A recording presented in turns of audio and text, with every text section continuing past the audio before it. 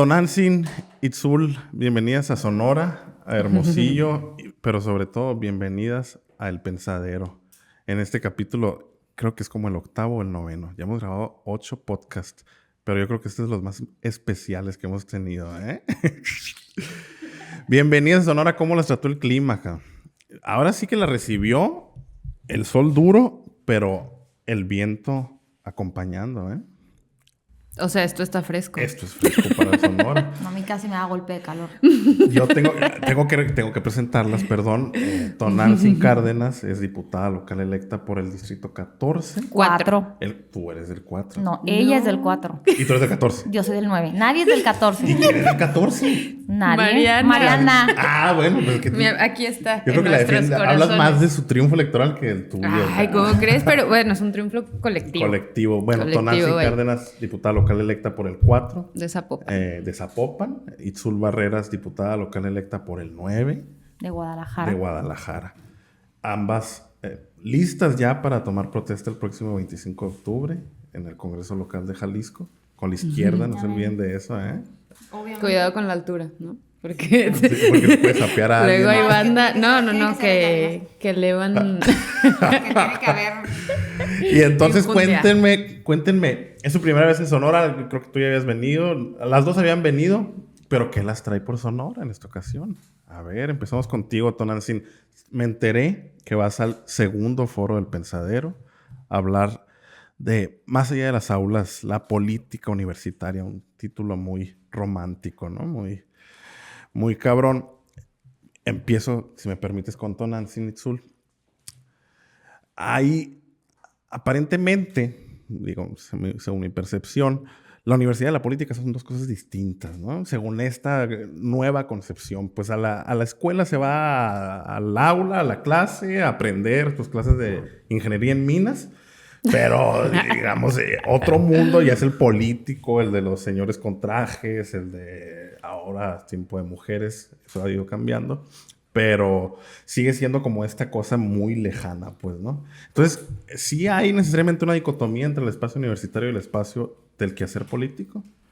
Yo difiero totalmente. Bien. O sea, a ver, mi historia política o mi participación política se cuenta a partir precisamente del movimiento 132, de las universidades, del fervor y de pues esta carencia de representatividad, por supuesto, ante estos señoros, ¿no? Sí, trajeados, porque pareciera, ¿no? Y creo que ha sido o fue conveniente en mucho tiempo, digamos, como en toda la época del PRI, y luego el nuevo PRI, y muchos de estos momentos, pues el 132 es una oposición, ¿no? Al regreso a Peña Nieto, a toda esta imposición también, pues viniendo de una hegemonía fuertísima, ¿no? Y que además, pues las juventudes no nos sentíamos para nada representadas por ellos, ¿no?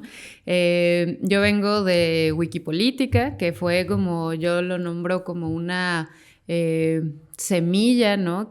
Un fruto del movimiento 132, que creo que así muchos llegaron al movimiento también con Andrés Manuel, ¿no? Y en muchas otras ciudades hubo este fervor, ¿no? Pero yo creo que es en las universidades donde se permite pensar, imaginar y cuestionarnos otras formas de hacer y ser, ¿no? Comunidades con propuestas, y que también tenemos enfrente problemas climáticos, ambientales, económicos, sobre todo, ¿no? O sea, no tenemos un futuro muy pues próspero o cercano, ¿no? Las juventudes de hoy en día no tenemos acceso a una vivienda digna o a una vejez, ¿no? Ni siquiera podemos imaginar, o no sé si tú te lo imaginas. Y eso que ya somos treintones, ¿no? Ni tan jóvenes, pero puros treintones en la mesa.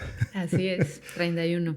Pero a ver, o sea, yo no creo que deberían estar separados, ¿no? O esto antes, hace 10 años, 15 años, pues era lo conveniente de una clase política que no escuchaba a las juventudes, mucho menos a las mujeres y a todos los grupos que requieren atención prioritaria también, ¿no?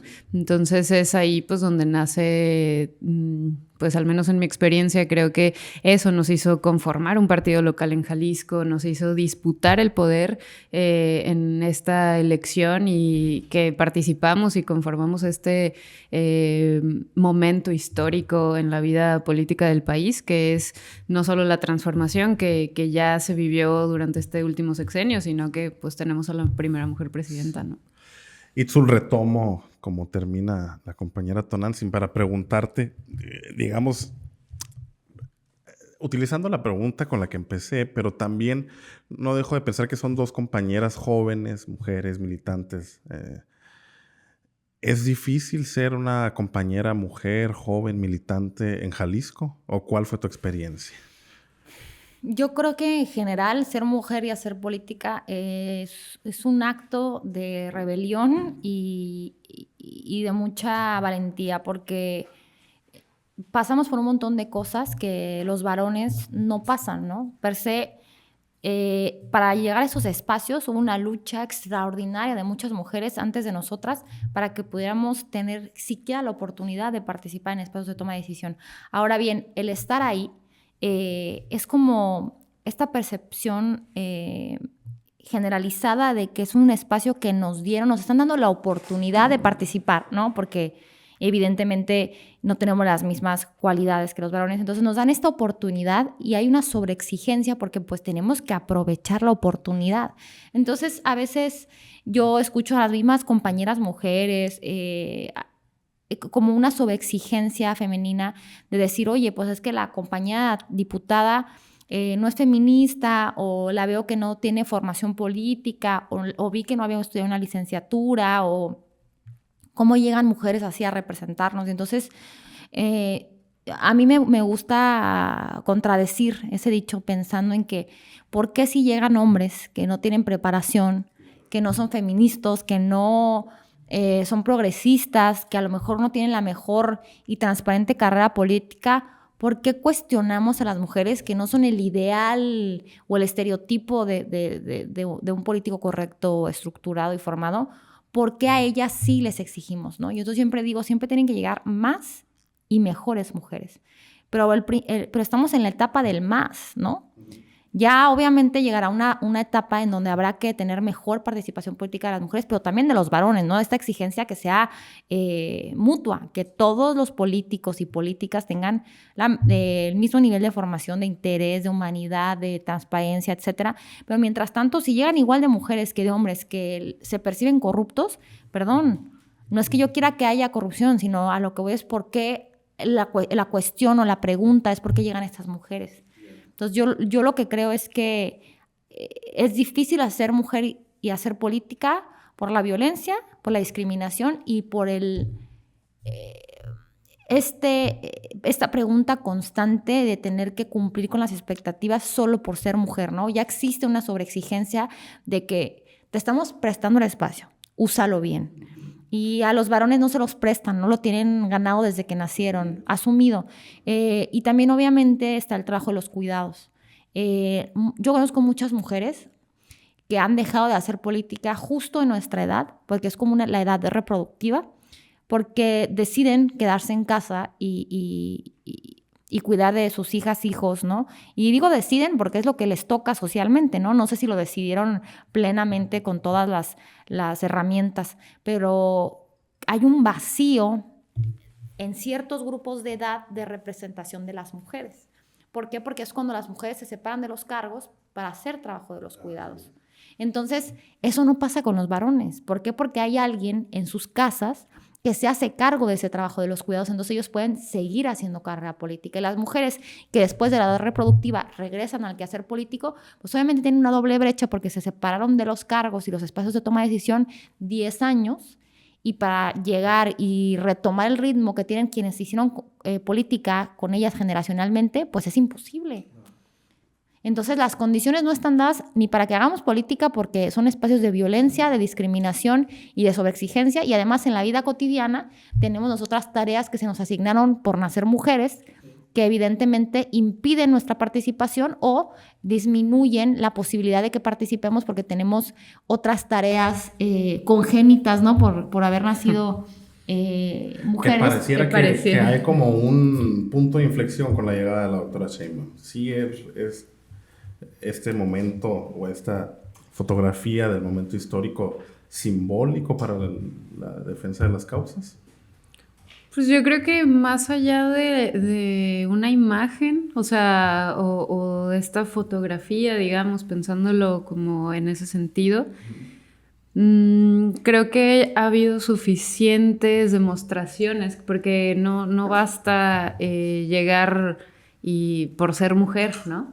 Creo que ha habido demasiadas demostraciones de que hay una conciencia de clase con la que se está gobernando, hay una ferviente transparencia y una misión contundente, creo yo, ante un sistema que castigue la corrupción, que visibilice los cotos de poder, que no permita estas, digamos, casicazgos en la política, que era también de una era de la que venimos, ¿no? Pero creo que no es solo pues, la llegada de las mujeres, sino también quiénes llegan y con qué agendas, ¿no? Y que se estén representando, porque pues nadie estamos exentas del machismo, ¿no? Independientemente de nuestras causas y agendas, es una batalla constante culturalmente, ¿no? Y yo creo que tanto el movimiento de izquierdas organizadas, en este momento histórico que logramos en conjunto que presenciar este momento histórico, no es solo la imagen o figura, ¿no? Sino también todo lo que trae consigo, que son causas, agendas, decisiones contundentes, importantes, que si bien la reforma judicial viene propuesta del sexenio de Andrés Manuel López Obrador, también creo que es una continuidad pues importante al plan C, ¿no? Que es lo que el paquete de reformas, digamos, que conforma esta lucha por la justicia social. Sí. Miren, yo quiero aprovechar que nos acompañan de Jalisco. Miren, de los 32 estados de la República, 9 estados, 9 u 8, no estoy 100% seguro, se han resistido al obradorismo, ¿no? O a Morena. Creo que son 9. No es por presumir, pero en Sonora pues, tenemos gobernador emanado de la expresión política obradorista. Ganamos 7 distritos federales, todo el catálogo, ¿no? Así, 20 de 21 distritos locales, tantos municipios, bla, bla, bla. Yo no termino de explicarme, o sea, le puedes dar cierta explicación por qué Coahuila no llega el obradorismo, por qué en Guanajuato no llega el obradorismo, creo que ahí es un tanto más comprensible. ¿Por qué en Jalisco no llega el obradorismo? ¿O si hay obradorismo? ¿O qué pasa? ¿Por qué el cacicazgo de Enrique Alfaro, que nacionalmente no goza, ni nacional ni en su entidad, supongo, goza de buena fama pública? Y ahora sí ya me contesta Itzul. ¿Por qué la misma expresión política que es MC como vuelve a ganar en este 2024? ¿Qué pasó? Yo creo que hay dos respuestas a la pregunta, ¿no? Primero, yo creo que el triunfo del Movimiento Ciudadano es muy cuestionable, ¿no? Jurídicamente en esta elección, porque no tenemos la certeza de lo que pasó en una elección que se vio amañada por un montón de prácticas poco transparentes de la autoridad electoral local, porque es muy extraño pensar que ganáramos la mayoría de las diputaciones federales. Estamos hablando de 20 distritos federales porque somos el tercer estado más poblado del país y ganamos 15. Ellos ganaron 1. Ganamos 15 locales y ellos ganaron 3. Y entonces, pero gana el gobierno del estado. Entonces son cuestiones muy extrañas. Esa es la primera, ¿no? La cuestión de la legitimidad de esta elección. Y en otro momento también creo que hay que aceptar y hay que asumir como movimiento la responsabilidad que nos toca cuando hay una falta de triunfo, digámoslo así. Y tiene que ver con la falta de liderazgos políticos en el Estado que hayan sabido o hayamos sabido, porque nos tenemos que hacer responsables de lo que nos corresponde, capitalizar el proyecto político que encabezó nuestro presidente Andrés Manuel López Obrador, porque si bien tenemos liderazgos que emanan del movimiento, que vinieron desde la lucha del fraude del 2006, desde los éxodos en Tabasco, ¿no? No hay un personaje en Jalisco que la sociedad vea como el directo enviado del obradorismo o enviada, ¿no? En su momento tuvimos un candidato que sí venía al obradorismo, que es el doctor Carlos Domínguez, que hoy es el senador de la República, y a él le tocó ser candidato cuando perdíamos todo, ¿no? Y hoy tenemos que asumir que si no, como movimiento, apostamos por nuevos cuadros que sí vengan del movimiento o que por lo menos apuesten en el discurso por el movimiento, la gente no se va a sentir movida por nuestras luchas. Porque la realidad de las cosas es que la sociedad jalisciense sí está dividida en dos. En la mitad que es más conservadora, que tiene este miedo a Morena, derivado de las mentiras de la derecha que dicen que vamos a convertir el país en Venezuela. Ya saben todos a qué me refiero. Y está la otra mitad que ve en Andrés Manuel un presidente no solo progresista, sino que realmente tocó a las causas con los programas sociales, que cambiaron muchos esquemas de nuestro país, incluso en el tema de comunicación, ¿no? Política, que él hace un esfuerzo extraordinario por comunicar todos los días lo que pasaba en el país, que marcaba agenda, etcétera. Y también hay muchos jaliscienses que ven en la doctora Claudia Sheinbaum a una presidenta formada, articulada, educadísima en lo que hace, ¿no? Porque además es científica, ganadora de un premio Nobel, es un perfil ilustre, ¿no? Que a lo mejor... No la merecemos. Que a lo mejor no, pero que claro, sí, pueblo bueno. Que a lo mejor en Jalisco estaba esta coyuntura donde juzgaban al presidente Andrés Manuel por su origen. Sí.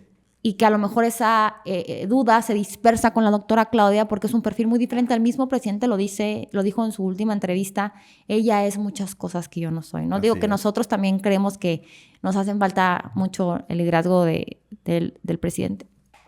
Pero... Agréguenle una lágrima ahí en ese momento. ¿Dónde estás, AMLO?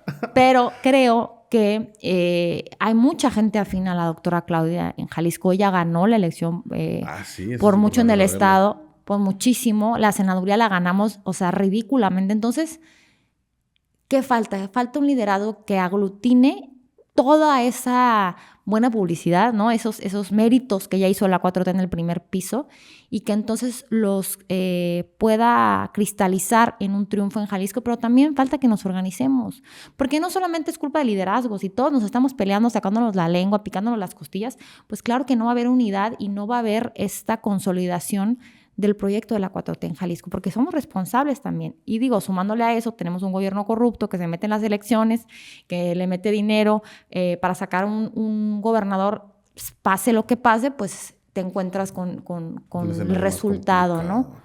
Y pues ahora con un gobernador emanado de Movimiento Ciudadano, que es toda la mercantilización de la política, son la política fosfo. Pero eso es MC a nivel nacional, ¿no? Pero en lo local... Nosotros vimos un fenómeno que lo nacional no alcanzan a percibir. A ver. Nosotros somos, lamentablemente, para todo México, una disculpa, los creadores de Movimiento Ciudadano. Es decir, sí, claro. Movimiento Ciudadano se gesta en Tlajomulco de Zúñiga, en el primer administración municipal de Enrique Alfaro. De ahí... Siendo convergencia. Después se hace alcalde de Guadalajara. Bueno, pierde la gobernatura, se hace alcalde de Guadalajara, después gobernador del estado. Pero MC a nivel nacional no sea lo que es sin el financiamiento y el poder político que le dio Jalisco a través de Enrique Alfaro y por supuesto que del presupuesto de nuestro estado, ¿no? Que dicho sea de paso es el tercer estado más poblado, con más distritos federales, etcétera, etcétera, etcétera. Entonces esa financiación es que empieza a crecer Movimiento Ciudadano. Y en Jalisco es un partido político conservador. Ellos a nivel nacional tienen esta careta de ser progresistas, están a favor del aborto, son compañeros de la lucha de izquierda, ¿no? Tienen socialdemócratas, ya estas son así como Obama. Y en Jalisco, para llegar a la gubernatura, Enrique Alfaro se alía con el PAN para poder lograr la gubernatura en el 2018. Entonces eso te habla que ellos cambian todo su discurso, porque recordemos que Enrique Alfaro fue candidato de nuestro movimiento, para poder ganarle a Jalisco a Morena. O sea, tienen que ir a la derecha para lograr ganar. Entonces, ellos, de manera natural, para nosotros son nuestros antagónicos porque son la derecha, son el nuevo PAN. Es el pan naranja. ¿Cómo ves tú, Tonantzin? Te El digo, pan. voy a sonar muy banal y quizá muy infantil, pero cuando uno piensa en Guadalajara, cuando yo pienso en Guadalajara, en Zapopan, bueno, vaya, todo el área metropolitana, siempre pienso como un espacio muy libertario, ¿no? Como muy progre, como... incluso, yo no sé, quizá lo he leído por ahí, que es como la comunidad LGBT más grande de todo México, se concentra en Guadalajara, y vas y ves a gente con el pelo largo, y aquí somos como un tanto más conservadores, y aún así Morena es una aplanadora acá, pues, ¿no? Entonces, ¿no empata la agenda progresista con la agenda político-electoral, de la oferta político-electoral progresista? ¿O Sí. qué pasa? A ver, es que existan conservadores no quiere decir que no haya disidencia, Exacto. ¿no? Y que quienes gobiernan sean conservadores o quienes cooptan el poder político, pues no invisibiliza las diferencias o las disidencias que pueden existir tanto de la comunidad como de cualquier otro grupo que esté presente, sobre todo en la zona metropolitana, pero también en el interior del estado, que hay mucha movilización, pero algo que Movimiento Ciudadano significa, por ejemplo, es... Sí, como la versión moderna de el PAN que empezó a privatizarlo todo, ¿no? Y a enriquecerse de ello, ¿no? Por ejemplo, tenemos un Zapopan, un presidente que gana la elección también en esta lógica, ¿no? Juan José Frangé, que utiliza el helicóptero para ir a un estadio, desaparece 300 millones de pesos en Banco Accendo, que supuestamente iban a hacer para fondo de ahorro, pero al final pues ese dinero no existe, ¿no? Que yo intuyo, no sé por qué, que pudo haber estado en las elecciones, ¿no? Por ejemplo, ¿no? Y son ese tipo de cosas y contratos a 18 años, un endeudamiento también importantísimo en términos de servicios públicos, ¿no? Lo que han hecho... también son dueños del cártel inmobiliario, eso también hay que decirlo, ¿no? Se queman los bosques, se inunda la ciudad, y es que no es que solo se inunde, es que no hay una planeación urbana cuidadosa y muchísimo menos respetuosa por parte de las decisiones que ha tenido al menos los gobiernos emesistas, tanto en Zapopan como en Guadalajara y pues ahora con el gobierno del estado, ¿no? Pero Pablo Lemus, por ejemplo, pues fue